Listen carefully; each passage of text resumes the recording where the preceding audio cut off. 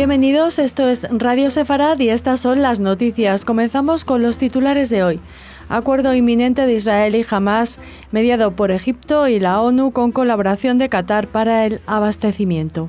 Hezbollah sigue encubriendo operaciones militares tras la fachada de una supuesta ONG ambientalista. Human Rights Watch denuncia brutales mecanismos de represión ejercidos contra la población palestina en Gaza y Cisjordania.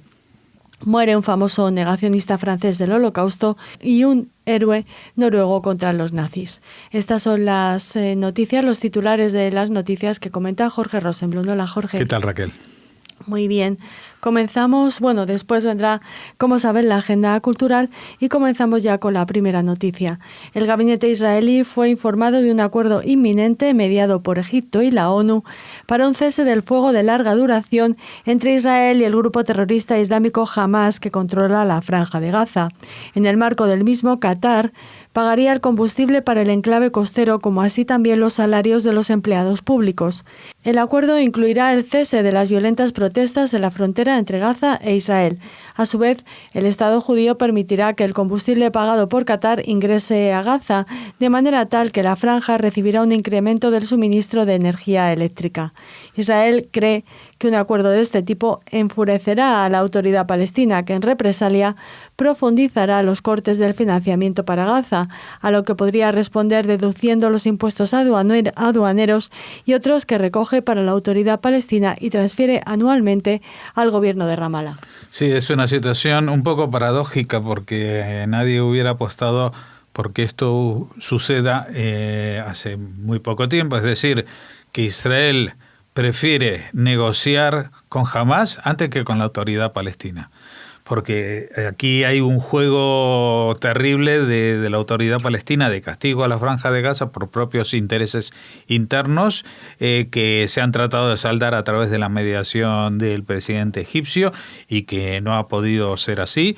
Ya sabemos la serie de sanciones que han impuesto la gente de Ramallah, como el no pago de salarios, el corte del agua, el corte de la electricidad. Vamos, es una situación terrible que está empujando a los gazatíes a una confrontación desesperada con los israelíes, aunque saben que no tienen lo que hacer allí. Y de ahí está el germen de la marcha del retorno. No es que de pronto 70 años después, porque Israel cumple 70 años, ha decidido retornar, porque entre otras cosas la gente que está en Gaza no es del año 70, de hace 70 años, en todo caso, están allí desde el año 67, en que se reconquistó ese territorio que había sido arrebatado por el ejército egipcio en el año 49. De todas maneras, aquí entra una dinámica internacional muy sorprendente, porque el que está salvando la cara para ayudar a los gazatíes es Qatar,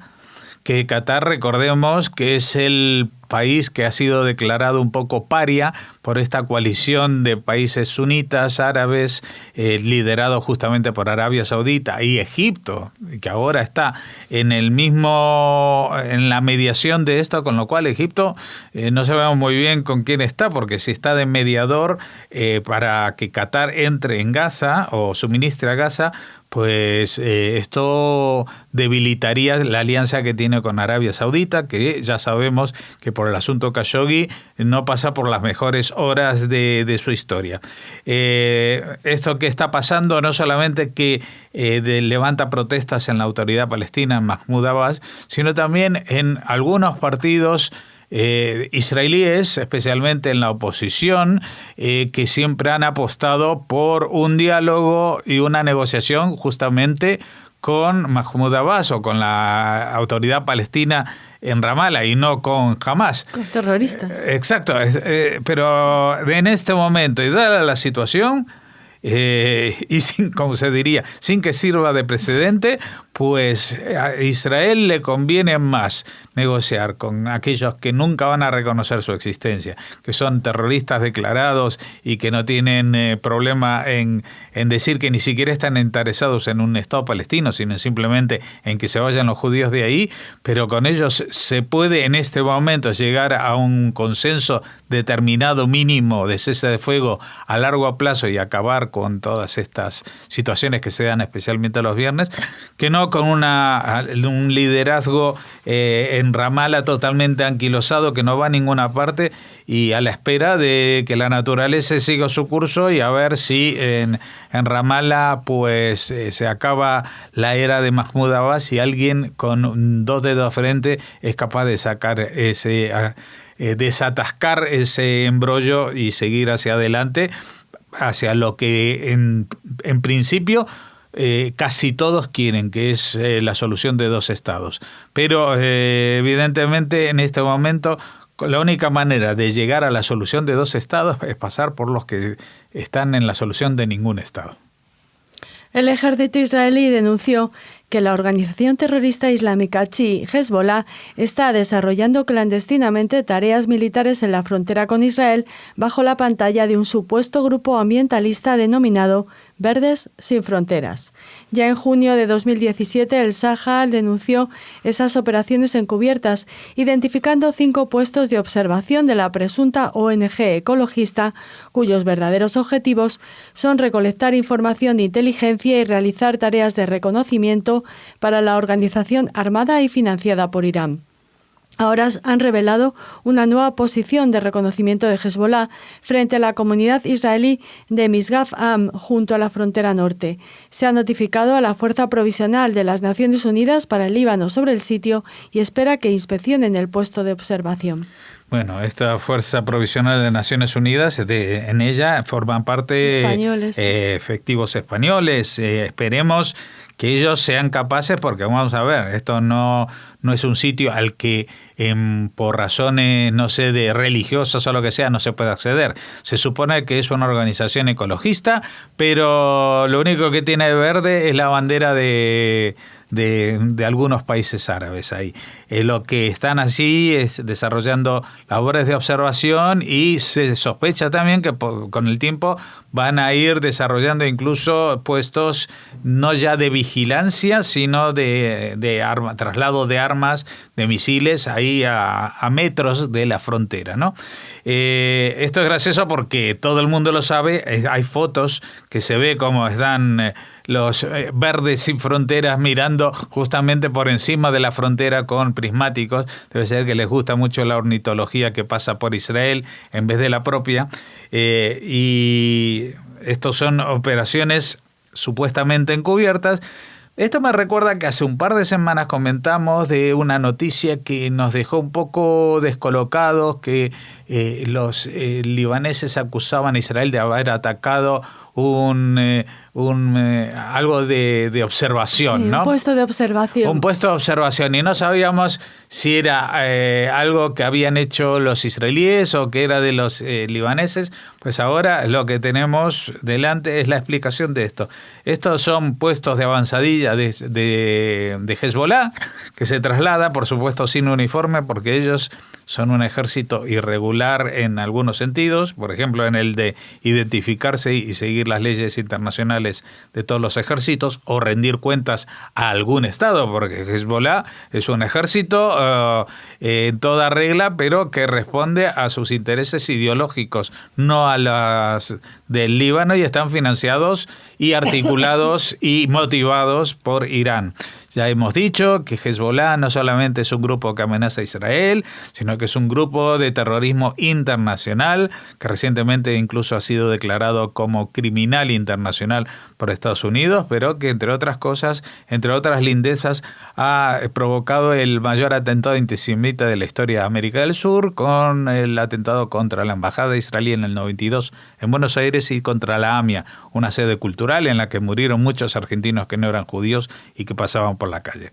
Bueno, todo esto es para contarles de que cuando parece que en el sur igual puede haber un poquito de calma, y ayer tranquilizamos sobre la frontera del este que con lo de Jordania tampoco es para tanto, bueno, pues los del norte aprovechan para ir moviendo centímetro a centímetro y situarse a las barbas mismas de la frontera israelí, bajo las propias barbas, valga la redundancia, de la FINUL, de la Fuerza de Intercepción, que se supone que está allí para desarmar a estos grupos. Esperemos que hagan su labor y que no solamente se quejen cuando desgraciadamente ocurre un fallo y muere un soldado de esta fuerza, como pasó con el Cabo Soria. Así que, aparte de pagar los patos cuando se comete un error, a ver si cumplen con su misión y no están allí haciendo el paripé y encubriendo a una misión verdadera, que es el terrorismo contra Israel. La ONG Human Rights Watch denunció los brutales mecanismos de represión ejercidos contra la población palestina en Gaza y Cisjordania en un informe titulado «Dos autoridades, un camino, cero disidencia, arresto arbitrario y tortura bajo la autoridad palestina y Hamás».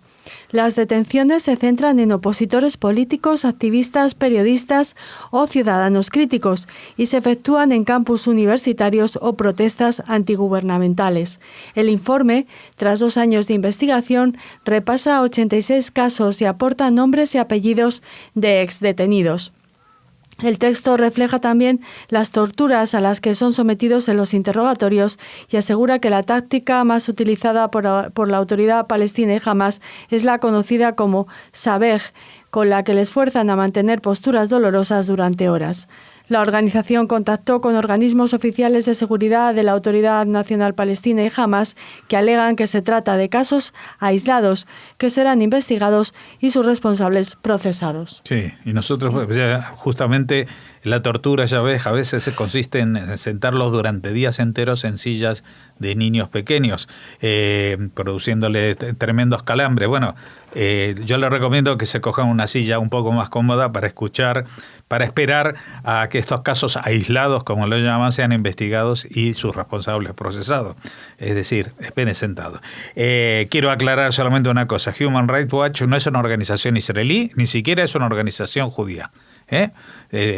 Participan, creo que tienen la sede en Washington, pero no estoy muy seguro, y tampoco es que se centran solamente en observar el tema de los derechos humanos en Israel, sino en todo el mundo.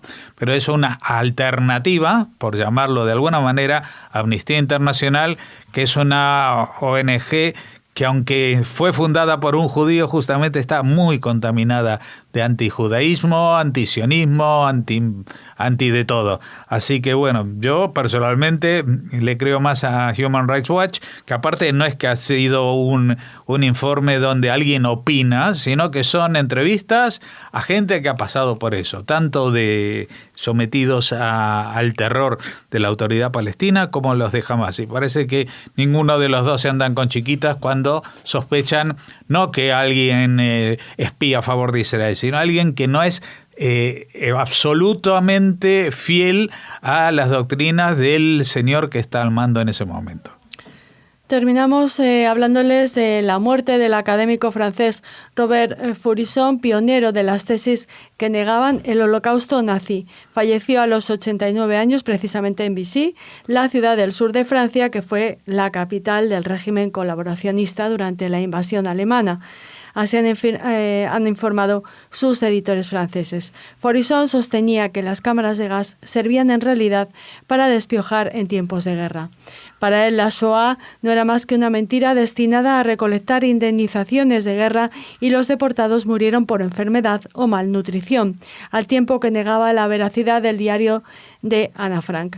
Por el contrario, en estos días falleció a los 99 años de edad Joaquín Holbe Ronneberg, el oficial del ejército noruego que lideró una audaz redada en la Segunda Guerra Mundial, frustrando las ambiciones nucleares de los nazis para hacerse con una fábrica para destilar agua pesada, material con el que pretendían desarrollar armas nucleares. Sí, justo ha coincidido, por lo menos en el momento luz de y ese sombras, ¿no? Luz sí, exactamente. A mí me recordó ese el programa este que tenéis en Fernando Navarro García y tú aquí en Radio Sefarad, que habla de los dos polos, ¿no? de la identidad humana que están entre el bien y el mal. En este caso, Forrisson, que era un don nadie que ha sido echado de todos los foros de historiadores y que, bueno, que encontró cobijo justamente aferrándose a estas tesis absurdas, negacionistas y financiadas al final de sus años por el régimen iraní de Ahmadinejad. Le premió. Que le premió, exactamente, todo eso. Por suerte, también en este mismo día que tenemos que dar la noticia, que siento decir que no lo siento nada. Bueno, que se ¿sabes muera? lo que ha dicho el especialista en deportación francesa, Serge Klausberg? Ha dicho que hay que agradecerle mucho que su negacionismo permitiera que ahora todos los que se acercan a los estudios de la Shoah lo hagan con muchísimo rigor para precisamente demostrar a personas como estas que no tienen ningún tipo de razón, ¿no? Uh-huh. Y como contrapuesto a esta situación, justamente alguien del que casi nadie ha oído nombrar, Joachim Helmbold Ronenberg, que fue el oficial del grupo que atacó a los nazis para que no pudieran hacerse con el agua pesada en Noruega, que se suponía que era un país neutral, pero que luego fue ocupado por los nazis, y que eso hubiera servido a los nazis para desarrollar armas nucleares. Esto hubo una película hace poco, Operación Swallow, creo que se llamaba el operativo en la vida real, no sé cómo se llamaba la película, pero este es un héroe al que también nos hemos ido sin agradecerle, porque tenía ya 99 años de edad, tenía 10 años más que el académico francés, que lo que nos demuestra es que las personas son capaces, incluso con la misma formación o menos o más, viviendo, siendo pobres o siendo ricos, hay dos caminos siempre para elegir, el del bien y el del mal. El de la luz y el de la sombra. Así terminamos esta parte del informativo. Les esperamos en la agenda cultural.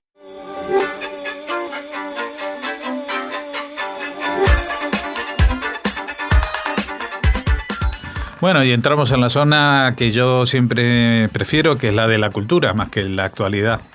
Casi siempre son mejores noticias, ¿no? Uh-huh. Bueno, en este caso comenzamos con una muy buena porque Israel es protagonista de las jornadas organizadas por Casa Mediterráneo con motivo del cuarto encuentro con países del Mediterráneo. Ha estado presente en esta jornada el embajador de Israel, Daniel Kudner, y el embajador de España en Israel, Manuel Gómez Acebo. Una jornada... Se celebra en Barcelona, ¿no? No, se celebra en Alicante. En Alicante. Uh-huh. Ahí está la sede de Casa Mediterráneo. La sede de Casa del Mediterráneo. Les recordamos, hace muy pocos días les hablábamos de un espectáculo de danza entre una bailarina alicantina y una israelí. ¿Te acuerdas? Ajá. Melón y Sandía se llamaba. Sí, Melón y Sandía, sí. El espectáculo. Bueno, pues son muchos las iniciativas culturales en torno a este cuarto encuentro con países del Mediterráneo, como les decimos, dedicado a Israel. Hay intercambio de escritores, danza, cine y música, y se ha celebrado además una clase magistral de cocina a cargo del chef israelí Ilian Garusi del restaurante Satia de Jerusalén, un foro empresarial con la participación de importantes personalidades, y allí precisamente ha sido donde ha pronunciado unas palabras el embajador Daniel Kudner. Colomer, que es el secretario autonómico de Turismo, ha agradecido a Casa Mediterráneo el gran trabajo que están llevando a cabo para poder compartir con países mediterráneos la formación que se ofrece en la red de centros de turismo, que logra elevados niveles de calidad en los alumnos, además de poder promocionar la oferta turística y cultural. O sea que además de permitir a Israel darse a conocer, pues también es una oportunidad para Alicante y para la Comunidad Valenciana de promoción, ¿no? Yo lo que estoy preguntándome si algunos países mediterráneos, sabiendo que era Israel, estaban o se escaquearon, es decir, que no asistieron, como Marruecos igual sí, pero Libia, Argelia, Egipto, Siria también está en el Mediterráneo, o sea que no sé si estaban todos presentes en en este foro, o por lo menos en... No te lo puedo asegurar, pero sí nuestra segunda noticia habla de boicot a Israel y a un intelectual, a un artista judío precisamente. Y es que el Festival Internacional de Cine del Cairo, el CIF, ha cancelado la entrega de un premio honorífico, un premio a toda su carrera, al director judeo-francés Claude Lelouch. A principios de este mes, el festival anunció que honraría a este director con su premio honorífico Faten Hamama por el logro de toda una vida en el cine. Pero poco después del anuncio, el festival se enfrentó a la reacción de algunos egipcios, medios de comunicación y también intelectuales y artistas por los supuestos vínculos de Lelouch con el Estado de Israel. El miércoles pasado, la semana pasada, el festival publicó en su página de Facebook un mensaje en el que pedía al público que presentara cualquier documento que contenga una posición política declarada del director francés contra los palestinos, un poco como Matitiao con el festival. Pero pedían la ayuda para ver si encontramos algo contra esta persona.